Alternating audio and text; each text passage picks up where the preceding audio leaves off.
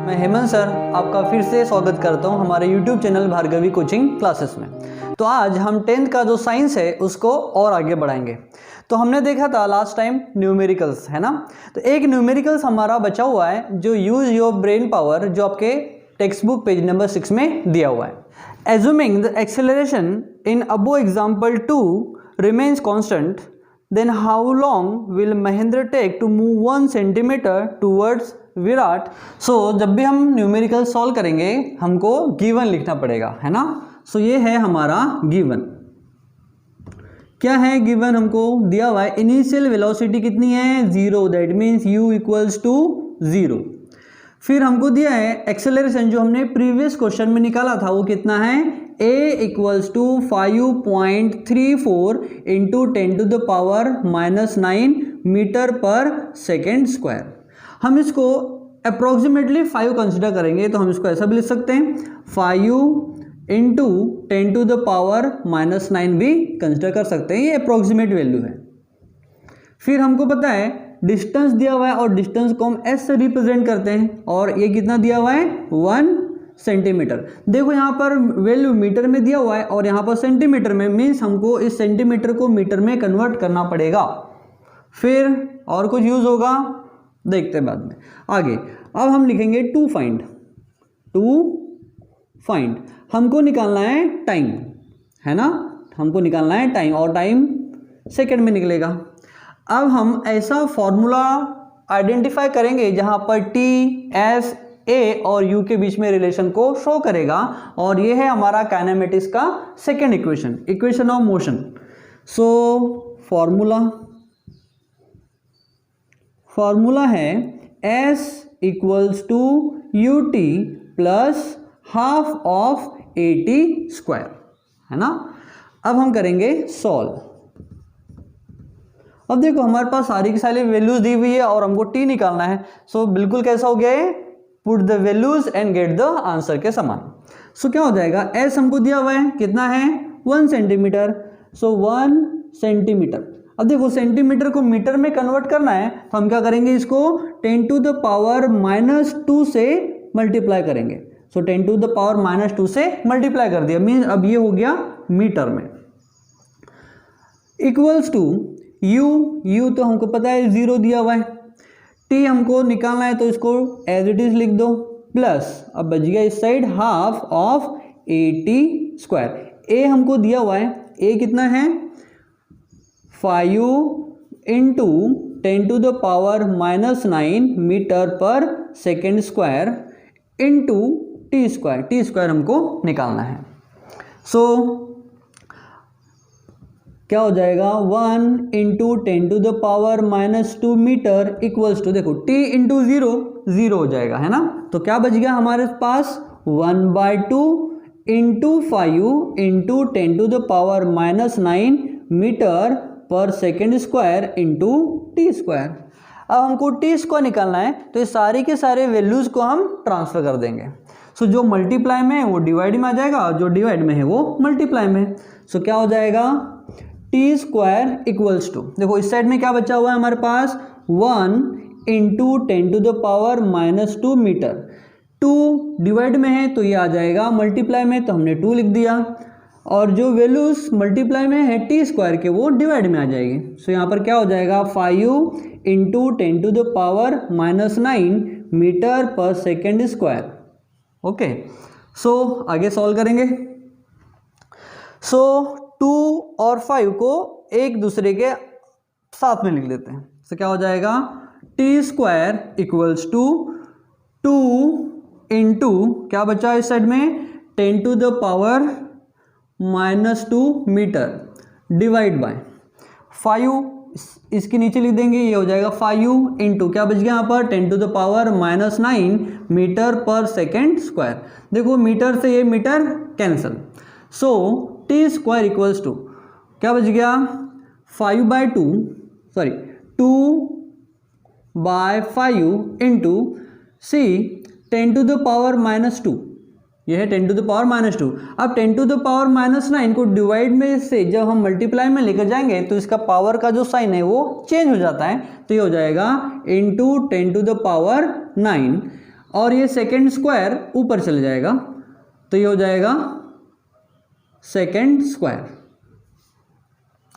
So t square equals to, देखो 2 divide by 5 approximate नहीं कितना होता है 0.4, कंप्लीटली होता है 0.4 इंटू, देखो दोनों का बेस सेम है तो इनकी जो पावर है वो एडिशन और सब्सट्रैक्ट हो जाते हैं, तो हो जाएगा 10 टू द पावर 7 हो जाएगा और हो जाएगा सेकेंड स्क्वायर।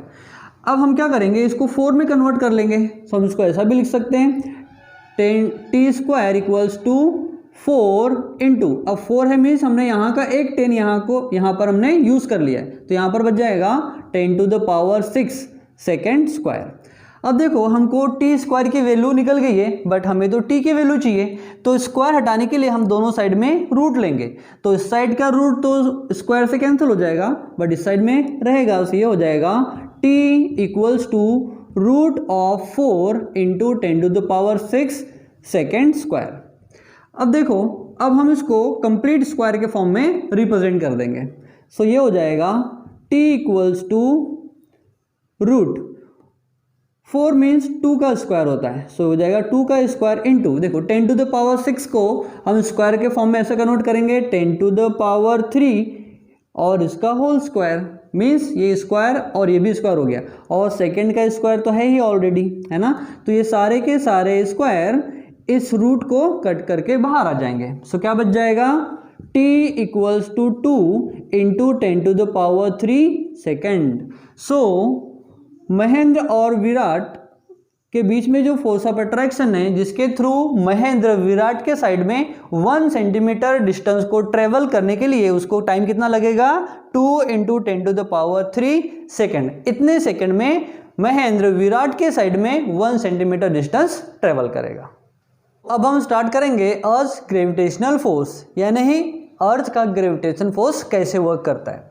सो हमको पता है हमारी अर्थ का शेप ओवल है, यानी ही सर्कुलर है, हम ऐसा कंसिडर करते हैं, एग्जैक्ट सर्कुलर नहीं है बट सर्कुलर है, हम ऐसा कंसिडर करते हैं।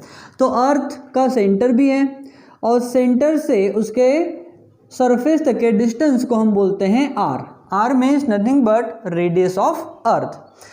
अब हमको पता है कि कोई भी ऑब्जेक्ट अगर वो अर्थ के सराउंडिंग में है या अर्थ सरफेस पर है तो वो क्या करेगा, अपने सेंटर की तरफ अट्रैक्ट करेगा, कौन, अर्थ का ग्रेविटेशन फोर्स, क्योंकि किसी भी ऑब्जेक्ट का जो मास होता है it is concentrated only eight the centre of that object. तो हम कह सकते हैं ये अर्थ का जो मास है कहाँ कॉन्सेंट्रेटेड है, एट द सेंटर। इसीलिए कोई भी ऑब्जेक्ट को अर्थ जब अट्रैक्ट करेगी तो वो किधर अट्रैक्ट करेगी, toward the centre of earth के तरफ, है ना। सो कोई भी ऑब्जेक्ट, जैसे हमने एग्जांपल लिया था जब न्यूटन के सर के ऊपर जो एप्पल गिरा था, सो सपोज एप्पल यहाँ पर सरफेस पे गिरा तो वो नीचे नहीं आया क्योंकि यहाँ पर अभी अर्थ सरफेस के जो पार्टिकल्स है, लेकिन अगर हमने यहाँ पर एक बहुत बड़ा अगर एक होल बना लिया तो ऑब्जेक्ट और नीचे आएगा, है ना। सो जैसे जैसे हम सेंटर के तरफ अट्रैक्ट होते जाएंगे वैल्यू ऑफ आर क्या होगी, डिक्रीज होगी, वैसे वैसे ग्रेविटेशनल फोर्स ऑफ अर्थ क्या होगा, बढ़ते जाएगा, है ना। सो हम कह सकते हैं कि कोई भी ऑब्जेक्ट जब अर्थ अट्रैक्ट करेगी अपने साइड तो वो किधर अट्रैक्ट करेगी, toward the centre of earth के तरफ। आपके बुक के पेज नंबर 7 में दिया हुआ है यूज योर ब्रेन पावर, और वहाँ पे ये पूछा है कि क्या अर्थ सारे के सारे ऑब्जेक्ट को सेम फोर्स से अट्रैक्ट करती है। यस, हाँ, क्यों, क्योंकि ये हो गया अर्थ का सरफेस और ये हो गया अर्थ का सेंटर और ये हो गया मास किसी भी ऑब्जेक्ट का, ये ऑब्जेक्ट है और इसका मास क्या हो जाएगा m1 और अर्थ का मास हो जाएगा कैपिटल M, है ना। या फिर हम इसको मास ऑफ ऑब्जेक्ट भी लिख सकते हैं और इसको हम लिख सकते हैं mass of earth. So as compare to the mass of earth, mass of object बहुत ज़्यादा नेग्लिजिबल है ना। इसीलिए ऑब्जेक्ट क्या करेगा, अट्रैक्ट होगा टूवर्ड द अर्थ के सेंटर की तरफ, वो अर्थ को अपनी तरफ अट्रैक्ट नहीं करेगा, है ना। सो अगर हम यहाँ पर कितने भी कोई भी ऑब्जेक्ट ले लें तो सारे के सारे object will attract toward the centre of earth by the same force, है ना। मीन्स अर्थ जो भी फोर्स लगाएगी किसी भी ऑब्जेक्ट के ऊपर, वो जो फोर्स का जो मैग्नीट्यूड होगा वो सारे ऑब्जेक्ट के लिए सेम होगा and it is directed toward the centre, यानी वो सेंटर की तरफ ही अट्रैक्ट करेगी। क्वेश्चन दिए हुए हैं दो आपके टेक्स्ट बुक के पेज नंबर 8 में, थिंक अबाउट इट में। सो पहला क्वेश्चन है कि अगर अर्थ की ग्रेविटी अगर जीरो हो जाए तो क्या होगा। अगर अर्थ की ग्रेविटी जीरो हो जाएगी मीन्स जी क्या हो जाएगा, जीरो। उस समय हम जितना भी फोर्स अर्थ पर एक्सर्ट करेंगे सेम फोर्स अर्थ भी हमारे ऊपर लगाएगी और हम अर्थ के ग्रेविटेशन के बाहर एस्केप आउट हो जाएंगे, है ना। ऐसा हो जाए कोई भी ऑब्जेक्ट को अगर आप इजीली अगर आप थ्रो करोगे तो वो बस सेम वेलोसिटी के साथ में स्पेस में चला जाएगा, है ना। मीन्स अर्थ कोई ऑब्जेक्ट यहाँ पर है, अभी वो अट्रैक्ट कर रही है तो फोर्स ऑफ अट्रैक्शन भी क्या हो जाएगा, जीरो हो जाएगा। That means if there is no gravity there is no force acted by the earth on any object. Think about it में सेकेंड क्वेश्चन दिया हुआ है कि अगर हमने जो यूनिवर्सल ग्रेविटेशनल कांस्टेंट है ना, इसके वैल्यू अगर डबल कर दिए तो क्या होगा, है ना। तो हम यहाँ पर चेक कर रहे हैं कि फोर्स इन सभी को अगर हम काउंट करेंगे, सपोज उसकी x वैल्यू आ रही है, कितनी आ रही है x, अगर हमने इसके वैल्यू को ट्वाइस कर दिया, है ना, इसकी वैल्यू को अगर हमने ट्वाइस कर दिया तो फोर्स भी क्या हो जाएगा, डबल हो जाएगा, है ना। सो अगर g की वैल्यू डबल होगी that means the force exerted by the earth on any object will get doubled. सो अगर वैल्यू ऑफ जी डबल हो रही है तो फोर्स जो एक्सर्ट करेगी अर्थ ऑन एनी ऑब्जेक्ट वो भी डबल हो जाएगा, है ना। सो अर्थ पर जितने भी ऑब्जेक्ट है उनका जो वेट है वो भी डबल हो जाएगा, है ना, क्योंकि अर्थ किसी भी ऑब्जेक्ट को अब डबल फोर्स ऑफ अट्रैक्शन से अपने तरफ अट्रैक्ट करेगी। सो अब हम स्टार्ट करेंगे हमारा अर्थ ग्रेविटेशनल एक्सेलरेशन यानी ही जी निकालेंगे, ठीक है। तो हमको पता है, हमने प्रीवियस वीडियो में देखा था, हमने फोर्स के लिए एक फॉर्मूला डिराइव किया था, फोर्स ऑफ यानी ग्रेविटेशन फोर्स ऑफ अर्थ के लिए क्या था, इट इज कैपिटल जी यानी ही universal gravitational constant into mass of earth into mass of object divide by D square था। बट अगर ये है अर्थ का सरफेस और ऑब्जेक्ट जब यहाँ पर है ना, कुछ हाइट के ऊपर है, तो ये जो हाइट है अर्थ के सरफेस तक कैसी, बिल्कुल निग्लिजिबल, और हम हमेशा अर्थ के सेंटर से ये डिस्टेंस को मेजर करते हैं। तो ये है capital R that means radius of अर्थ, और यहाँ से यहाँ तक का जो डिस्टेंस है डी बिल्कुल निग्लिजिबल है, यानी इसको हम एच रिप्रेजेंट करते हैं, एच। दैट मीन्स यहाँ से यहाँ तक का डिस्टेंस हो जाता है d equals to r plus H.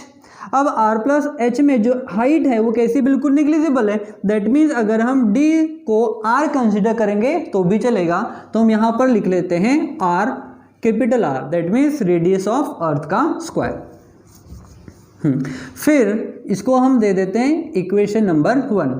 फिर हमने देखा था F equals to mass into acceleration, but हम इस डेरिवेशन में निकालने वाले हैं एक्सेलरेशन ड्यू टू ग्रेविटी, यानी अर्थ का एक्सेलरेशन निकालेंगे, तब ए को हम कंसिडर करेंगे स्मॉल जी से, where g is acceleration due to gravity. Acceleration due to gravity,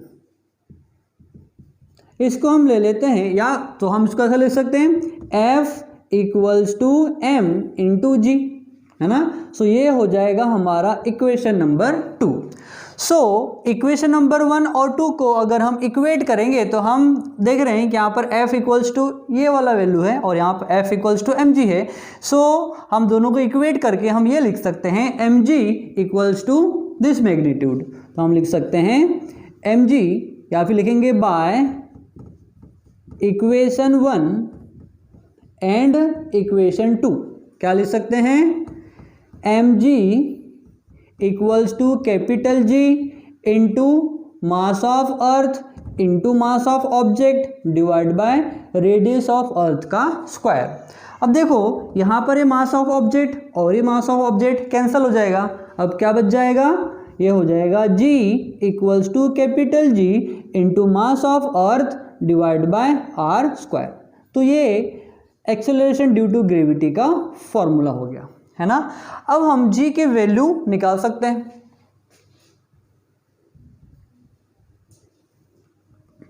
अब जी की वैल्यू निकालना है, तो हमको पता है we know what we know the value of G कितनी होती है 6.67 into 10 to the power -11 newton metre square पर केजी स्क्वायर। फिर हमको पता है मास ऑफ अर्थ कितना होता है, मास ऑफ अर्थ होता है 6 into 10 to the power 24 kg, ये है मास ऑफ अर्थ। फिर हमको पता है radius of earth, so radius of earth कितनी है 6.4 into 10 to the power 6 metre, 10 to the power 6 metre. So ये सारी की सारी वैल्यूज़ है हमारे पास, तो हम जी की वैल्यू निकाल सकते हैं। So therefore g equals to capital G into mass of earth divide by radius of earth का स्क्वायर, बस वैल्यू पुट करना है। So g equals to capital G की वैल्यू है 6.67 इंटू 10 टू द पावर -11 इंटू मास ऑफ अर्थ कितना है 6 into 10 to the power 24 kg divide by r की वैल्यू कितनी है 6.4 इंटू 10 टू द पावर 6 का square. So g equals to, पहले हम नंबर्स को पास में लिख लेते हैं, तो ये हो जाएगा 6.67 into 6 into 10 to the power, पहले लिख लेंगे, देखो बेस सेम है तो इनके जो पावर है वो सब्सट्रैक्ट या एडिशन हो जाएंगे, तो हम लिख सकते हैं 24 - 11 divide by, so 6.4 into 10 to the power का स्क्वायर है, तो पहले हम ब्रैकेट ओपन कर लेंगे, तो हम इसको लिख सकते हैं 6.4 का square means 6.4 into 6.4 into 10 to the power 6 का square means 10 to the power 6 into 10 to the power 6, ऐसा भी लिख सकते हैं। फिर सॉल्व करेंगे, g equals to 6.67 into 6 into, देखो 10 टू द पावर 24 में से 11 चले गया तो बचेगा 10 to the power -13 divide by, ये हो जाएगा 6.4 into 6.4 into 10 to the power, देखो बेस में और उनके पावर क्या हो जाएंगे ऐड हो जाएंगे, सो 6 + 6 हो जाएंगे 12। सो g इक्वल्स टू हो जाएगा 6.67 into 6 divide by 6.4 into 6.4 into 10 to the power, हमारे पास 13 है ऑलरेडी। अब देखो 10 टू द पावर 12 जब मल्टीप्लाई में आएगा तो हो जाएगा 10 टू द पावर -12, तो हो जाएगा 10 टू द पावर 13 - 12। सो जब हम इस वाले पोर्शन को सॉल्व करेंगे, सो इसको हम यहाँ सॉल्व कर रहे हैं, क्या बच गया हमारे पास, अब इस वाले पोर्शन को जब हम सॉल्व करेंगे तो वो आ जाएगा 0.977 इंटू, अब देखो 10 टू द पावर 13 - 12 हो जाएगा 10 टू द पावर 1, यानी ही पावर नहीं लिखे तो भी चलता है ना। अब हम इसको ऐसा लिख सकते हैं, यानी जी की वैल्यू है, हम लिख सकते हैं जी इक्वल्स टू 0.98 है ना, 77 इज नथिंग बट 8 इंटू 10, या फिर जब 10 से मल्टीप्लाई करेंगे तो ये हो जाएगा g इक्वल्स टू 9.8, तो ये हो जाएगा एक्सेलरेशन ड्यू टू ग्रेविटी यानी ही g की वैल्यू। अब हम देख लेते हैं इसकी यूनिट क्या होगी, है ना, तो यूनिट कहाँ से निकालेंगे, हम यहाँ से निकालेंगे। सो अब यूनिट ऑफ g क्या है, g इक्वल्स टू, देखो यहाँ पर यूनिवर्सल ग्रेविटेशनल कांस्टेंट की वैल्यू हमको पता है क्या होती है, न्यूटन मीटर स्क्वायर पर केजी स्क्वायर। फिर डिवाइड बाय यानी 1 की डिवाइड में लिख देंगे, डिवाइड बाय आर नहीं, मास ऑफ अर्थ बचा हुआ है ना, सो मास ऑफ अर्थ किस में था, केजी में था, तो केजी लिख दिया हमने, इनटू 1 डिवाइड बाय आर की वैल्यू कितनी है, आर क्या था मीटर में, तो आर का स्क्वायर, इसका मतलब ये हो जाएगा मीटर का स्क्वायर। सो मीटर के स्क्वायर से मीटर का स्क्वायर कैंसिल, यहाँ पर 1 kg है ना, इस यहाँ के 1 kg को माइनस कर देगा यानी लेस कर देगा और बच जाएगा यहाँ पर सिर्फ kg। सो क्या बच जाएगा G इक्वल्स टू न्यूटन पर केजी, है ना। तो हम लिख सकते हैं G की यूनिट क्या हो जाएगी, न्यूटन पर केजी। सो वैल्यू के साथ में हमने यूनिट भी कैलकुलेट कर लिया है। सो न्यूटन पर केजी का मतलब जब ऑब्जेक्ट का मास अगर 1 kg होगा तब अर्थ 9.8 न्यूटन का फोर्स एक्सर्ट करेगी 1 kg के ऊपर, है ना। उसका स्क्रीनशॉट भी ले सकते हैं, ले लो स्क्रीनशॉट। सो अब हम देखेंगे वेरिएशन इन वैल्यू ऑफ जी, यानी जी की वैल्यू में चेंज कैसे कैसे हो सकता है ना। तो हमने देखा था सरफेस के ऊपर हमारा फॉर्मूला क्या था, G equals to capital G into mass of earth divide by radius of earth का स्क्वायर, और इसको हमने सॉल्व करके देखा था कितना था 9.8। लेकिन अगर हम बात कर रहे हैं पोलर और इक्वेटर रीजन की, है ना, तो पोलर में जो रेडियस ऑफ अर्थ होगी वो पोलर के लिए, और यहाँ से यहाँ तक का जो डिस्टेंस होगा हम उसको बोलेंगे radius of earth at equator. तो हमको पता है हमारे अर्थ का जो शेप है वो परफेक्ट सर्कल नहीं है, वो कैसा है, ओवल शेप है। यानी पोलर रीजन में थोड़ा फ्लैटेंड है और इक्वेटर रीजन में थोड़ा बल्ज आउट है। Means radius of equator is greater than radius at polar region. अब इसकी वैल्यू ज़्यादा है, इसकी वैल्यू कम है, तो ऑब्वियसली जैसे जैसे डिस्टेंस बढ़ेगा यानी ही आर की वैल्यू बढ़ेगी, जी की वैल्यू क्या होगी, डिक्रीज होगी। तो इक्वेटर पर अर्थ के ग्रेविटेशनल एक्सेलरेशन की वैल्यू है 9.78 और पोलर रीजन में है 9.832। क्योंकि यहाँ से यहाँ तक का डिस्टेंस कम है इसलिए जी की वैल्यू क्या होगी, बढ़ेगी। तो हम यहाँ पर देख सकते हैं जी और radius of earth inverse relate करते हैं। मींस रेडियस ऑफ अर्थ की वैल्यू जैसे जैसे बढ़ेगी वैसे वैसे जी की वैल्यू कम होगी, या फिर ऐसा कह सकते हैं कि जैसे जैसे रेडियस ऑफ अर्थ की वैल्यू बढ़ेगी इसकी कम, या फिर इसकी कम होगी तो इसकी वैल्यू बढ़ते जाएगी, है ना। इसी को हम बोलते हैं इनवर्स रिलेशन। यहाँ पर ये दो चीज़ें कांस्टेंट है ना। अब दो चीज़ें कांस्टेंट है, दैट मीन्स हम लिख सकते हैं G is inversely proportional to square of radius, है ना। सो जब एक वैल्यू बढ़ती है दूसरी वैल्यू कम होती है, उसी को हमने बोल दिया इनवर्स रिलेशन। सो अब सेकेंड क्वेश्चन ये आता है कि अगर हमने अर्थ के सरफेस में एक बहुत लॉन्ग होल कर दिए, अब जब बहुत लॉन्ग होल करेंगे तो हमारी जो रेडियस है वो क्या होगी, डिक्रीज होगी। अब रेडियस डिक्रीज होगी दैट मीन्स जी की वैल्यू बढ़ते जाएगी। तो हम कह सकते हैं at the centre of earth, at the centre of earth G की वैल्यू सबसे मैक्सिमम होगी, है ना। बट ऐसा नहीं है। क्या हो रहा है, एट द सेंटर ऑफ अर्थ हमको पता है जी की वैल्यू मैक्सिमम होगी, लेकिन जब यहाँ पर कोई ऑब्जेक्ट रहेगा तो इस ऑब्जेक्ट पर ऑल पॉसिबल डायरेक्शन से इक्वल और अपोजिट फोर्स वर्क करेगा, और equal and opposite force cancels each other. इसीलिए एकदम सेंटर में क्या होगा, ग्रेविटेशन फोर्स की वैल्यू निग्लिजिबल या नहीं जीरो हो जाती है। तो आज का हम सेशन यहीं पे ख़त्म करते हैं, नेक्स्ट वीडियो में हम फिर से मिलेंगे। और हाँ, हमारा वीडियो आपको कैसा लगा प्लीज़ कमेंट करके हमें ज़रूर बताइएगा। और अगर अभी तक आपने हमारे चैनल को सब्सक्राइब नहीं किया है तो प्लीज़ सब्सक्राइब कीजिए, जिससे आपको आगे के जो वीडियोज़ है कंटिन्यू अपडेट मिलते रहेंगे। Thank you.